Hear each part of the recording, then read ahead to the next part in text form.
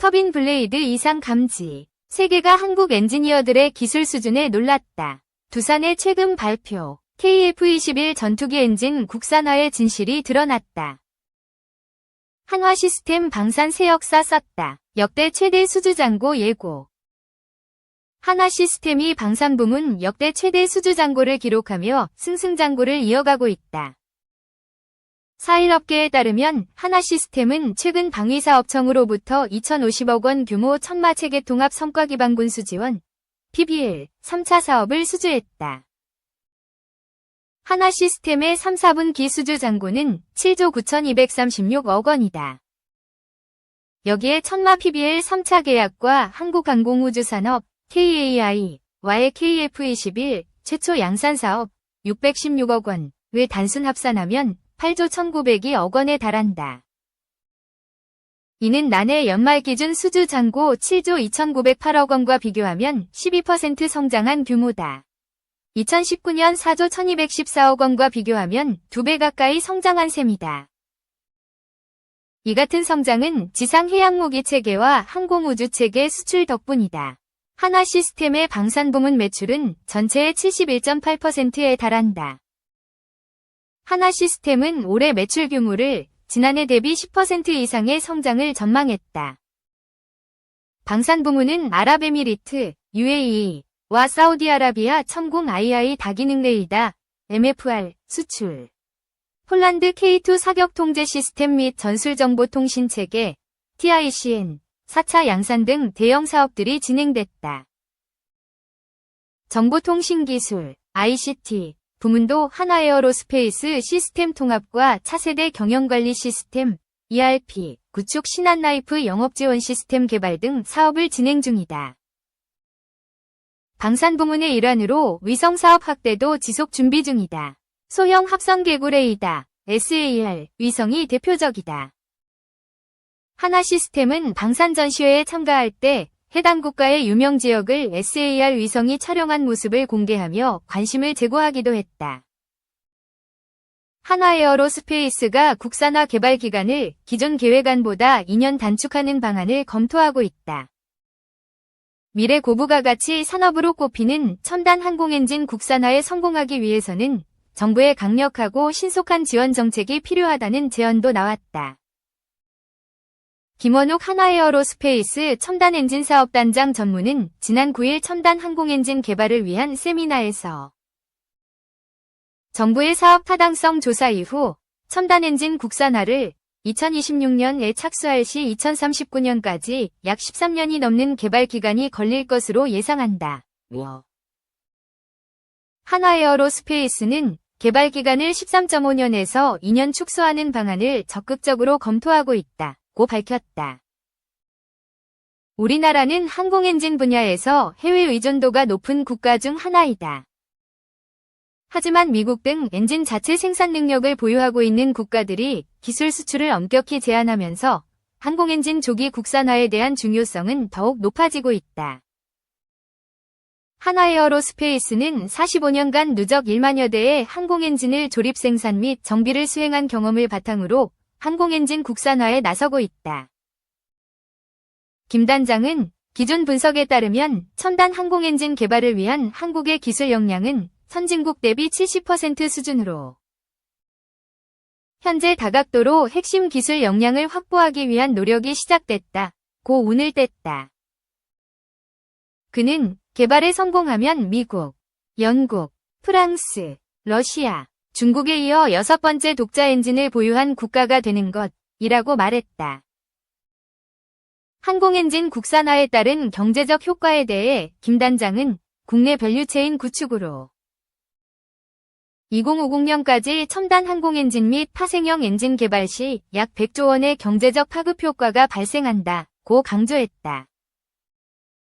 김 단장은 항공엔진 시장은 진입 장벽이 높으나 산업 사이클이 길어 장기간 안정적인 수익이 창출 가능하다며 지역 경제 측면에서 살펴볼 때 수많은 협력업체를 포함한 산업 생태계 조성으로 질 좋은 고용 창출이 가능하다고 말했다. 한화에어로스페이스는 항공엔진 국산화를 위해 올해 기준 250여 명 수준의 엔진 연구개발, RD, 인력 규모를 2028년까지 최대 800여 명으로 확대할 예정이다. 또 올해부터 2031년까지 인공지능, AI 기반의 항공엔진 통합 설계 플랫폼을 구축할 계획이다. 발전용 가스터빈 기업인 두산에너빌리티도 항공엔진 시장의 성장성을 주목. 올해 3월 시장 진출을 선언했다. 현재 국방과학연구소가 개발 중인 무인기용 가스터빈 엔진 개발에 참여하고 있고, 정부가 발주한 첨단 항공엔진 개념 설계를 수행하고 있다. 두산에너빌리티는 발전용 대형 가스터빈 개발 과정에서 축적한 노하우를 적극적으로 활용할 계획이다. 이상원 두산에너빌리티 GT센터 담당 상무는 이날 세미나에서 국내외 연구기관과 협업을 통해 항공엔진 냉각 관련 자체 데이터베이스를 확보했다며 자체 개발한 설계 소프트웨어에 데이터베이스를 내재화할 것이라고 말했다. 세미나 참석자들은 항공엔진 국산화를 이루기 위해서는 정부 차원에서 전폭적인 지원이 이뤄져야 한다고 입을 모았다. 심현석 방위사업청 서기관은 우리나라가 초음속 전투기 KF-21을 선보이기까지 17년 동안 많은 난관이 있었지만 국가 역량을 결집해 개발에 성공했다며 엔진 분야에서 국산화에 성공하기 위해서는 KF-21 사례처럼 국가 전반적인 역량이 모아져야 한다고 덧붙였다.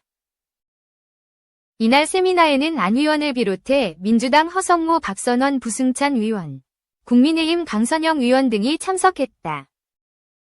또 석종건 방위산업청장, 이건환 국방과학연구회 부회장, 소장, 신상범 국방기술품질원장, 최병로 한국방위산업진흥 손재홍 국방기술진흥연구소장 등 100여 명이 자리했다.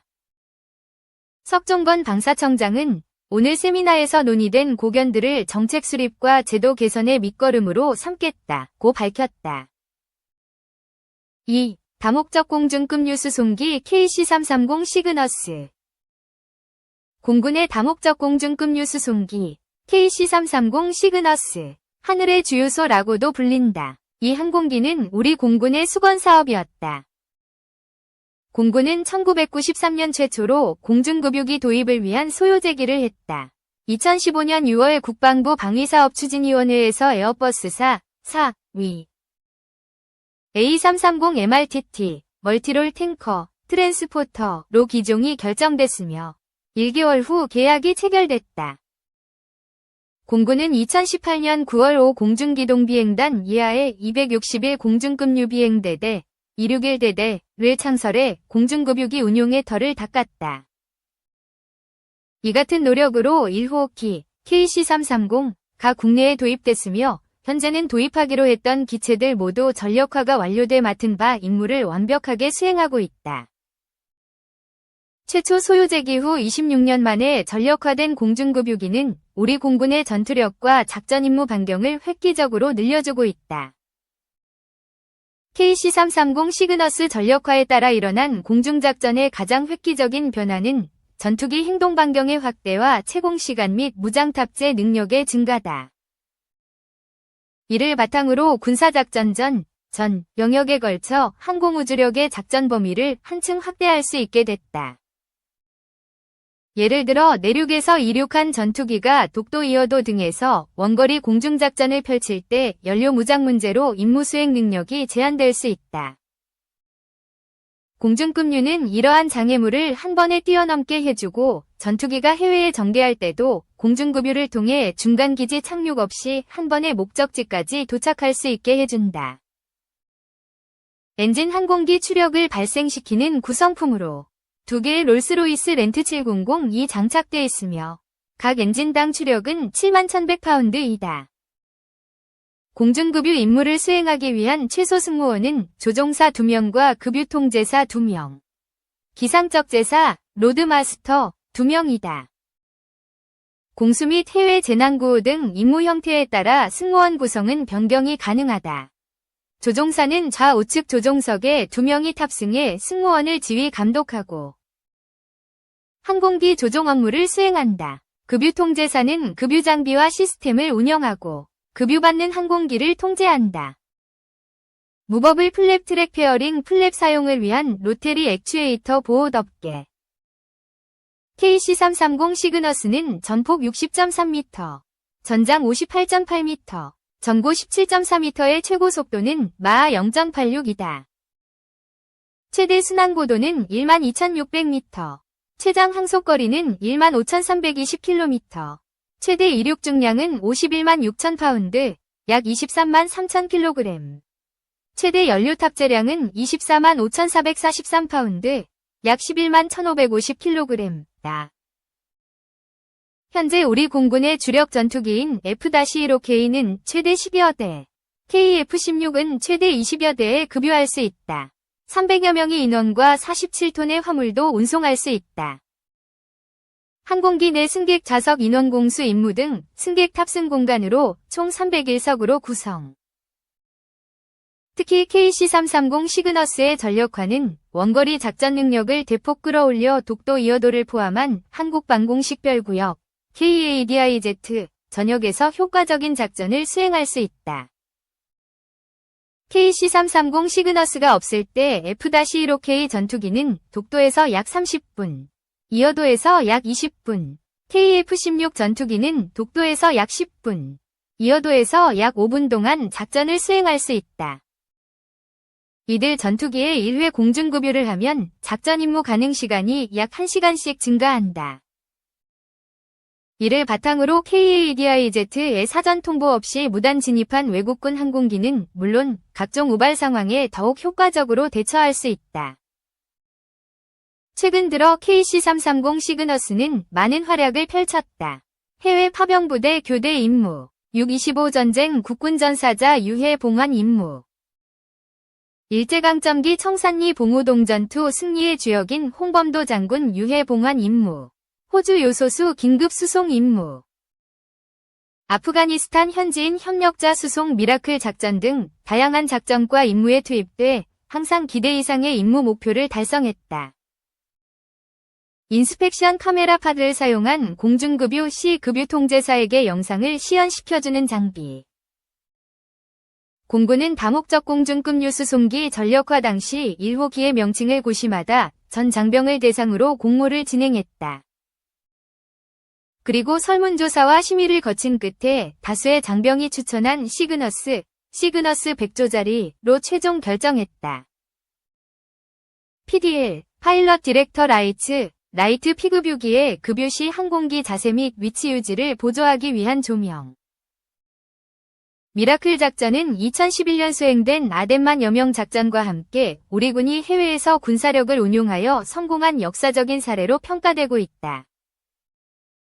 다만 10년 전이 아덴만 여명 작전은 소말리아 해적에게 피랍된 우리 선박 3호 주얼리오와 선원들을 청해부대가 구출한 작전으로서 그 본질이 자국민 보호 작전이었다. 반면 미라클 작전은 생사의 기로에 처한 아프간 국민들을 구출한 작전으로서 그 본질은 외국인 보호 작전이라는 점에서 근본적인 차이가 있다. 이에 비추어 볼 때 미라클 작전은 최근 21.7.2 UN 무역개발회의 UNCTAD가 한국의 지위를 개발도상국에서 선진국으로 변경한 것과 더불어 국제사회에서 한국의 위상을 한층 격상시킨 쾌거라고 할 수 있다.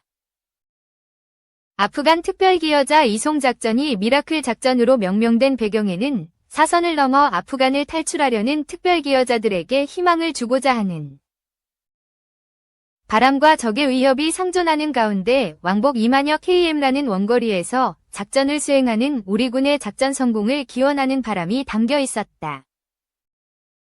아프간 탈출이라는 절체절명의 위기에 처한 아프간 조력자들을 안전한 장소로 이송해야 한다는 우리 군의 사명감은 아프간인들에게는 삶에 대한 한 줄기 희망으로 다가왔을 것이다.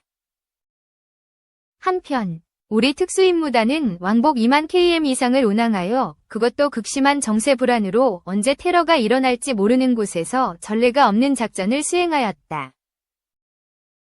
특수임무단의 성공적인 임무 완수를 기원한 우리의 염원은 기적의 결과로 돌아왔다. 다목적 공중급유 수송기 KC330 는 민항기를 개조한 기종으로 공군이 보유한 항공기 중 가장 많은 인원을 수송할 수 있다. 군 수송기 C-130J는 아프간 특별기여자들 및 특수임무단의 안전보장 목적으로 투입되었다. C-130J는 파키스탄에서 아프간으로 왕복 운항 시 아프간 탈레반 무장단체로부터 지대공 위협을 피할 수 있는 자체 보호 장비가 장착되어 있다.